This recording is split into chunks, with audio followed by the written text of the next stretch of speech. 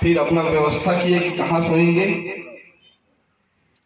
उसके पश्चात फिर टेंट वगैरह को लगवाए, इसमें सहयोग किए। फिर तत्काल फिर साफ सफाई में लगे प्रांगण का। तो पहला दिन का अनुभव हमारा काफी मेहनत भरा था, सभी का बहुत मेहनत किए थे। पहले दिन यहाँ आए थे बच्चे तो, और सब में कोई कमी नहीं दिख रही थी, एक उत्साह दिख रहा था कि ऐसा नहीं लग रहा था कि मैं गंदगी साफ कर रहा हूँ तो मेरा कपड़ा गंदा हो जाएगा, मेरे घर में कभी झाड़ू नहीं लगाया है। ऐसा किसी के मन में ऐसी कोई भावना उनके चेहरे में झलक नहीं रही थी। एक अलग उत्साह से, एक यूनिटी टाइप में इन लोग काम कर रहे थे। तो वहीं से मेरे को लगने लगा कि हमारे बच्चे एकदम जोश खरोश से इस एनएसएस में भाग लिए हैं और उसका परिणाम दिख रहा है इस शिविर में। फिर एक दिनचर्या हमारी बनी हुई है। उस दिनचर्या के अनुसार सुबह उठना, प्रभात फेरी जाना, फिर आके नाश्ता करना, व्यायाम करना, फिर नाश्ता करना, उसके बाद परियोजना कार्य में लग जाना, फिर उसके बाद दोपहर में बौद्धिक परिचर्चा, जिसमें बहुत से हम विद्वान जन को आमंत्रित किया करते थे। अलग अलग विषय था उनका, तो विभिन्न विषयों पर हमने अच्छी अच्छी जानकारी प्राप्त किया, जिसमें हमारे आदरणीय चंद्रशेखर खरे जी वरिष्ठ कृषि वैज्ञानिक आमंत्रित हुए थे। हमारे कृषि उद्योग के सहायक संचालक, उद्योग विभाग से सहायक संचालक धीरी जी यहाँ आमंत्रित हुए थे। विभिन्न विषयों के प्राध्यापक यहाँ पर आए हुए थे। उसके पश्चात हमारा जिले के जो कलेक्टर मैडम है वो कल हमारे बीच उपस्थित रही।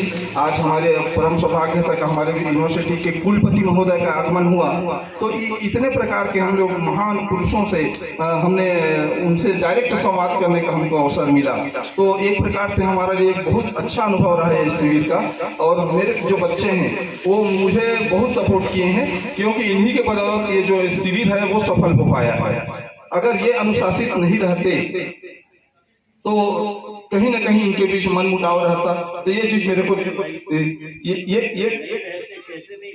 ये नहीं हाँ संगठन में है तो इन्हीं के कारणों से ये जो शिविर है सामूहिक रूप से सफल हो पाया है।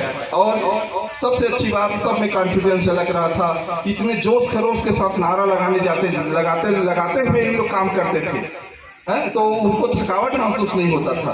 तो मैं एक दो बच्चों को नाम लेना चाहता हूँ, तो आप अन्यथा नहीं लेंगे। बाकी बच्चे ना सब के सब अच्छा काम किए हो, इसमें कोई डाउट नहीं है। लेकिन जो देखा हूँ तालाब में खासकर काम करते समय, उस समय सबसे ज्यादा काम बहुत फावड़ा चलाया है वो सुनील है ना, बहुत ज्यादा खड़ा हो जाए पर सुनील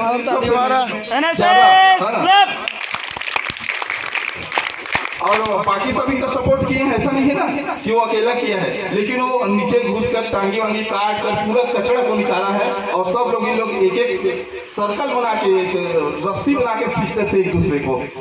वो मजेदार था, वहां भी इन लोग का आनंद मिल रहा था।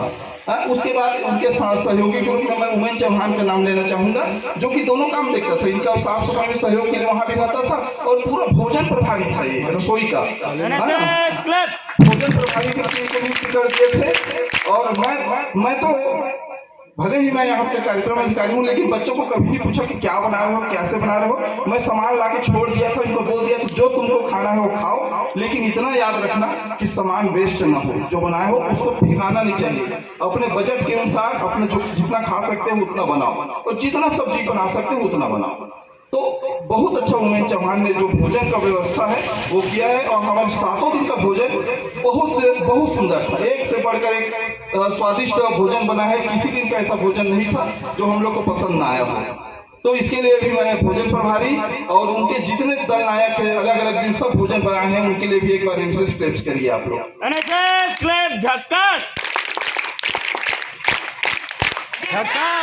कुल मिलाकर यदि मैं कहूँ तो पूरा जो एनएसएस का जो हमारा टीम है, उन्होंने पूरी क्षमता के साथ, पूरी यूनिटी के साथ कार्य किया है, तब यह कार्यक्रम हमारा आज सफल हुआ है। इसके लिए पूरे दल को मैं सादर धन्यवाद देता हूं। और सबसे बड़ा धन्यवाद मैं इस मंच के माध्यम से आदरणीय हमारे प्राचार्य महोदय जो हमारे इस कार्यक्रम के संरक्षक भी हैं, उनके मार्गदर्शन में ही यह कार्यक्रम सफल हो पाया है।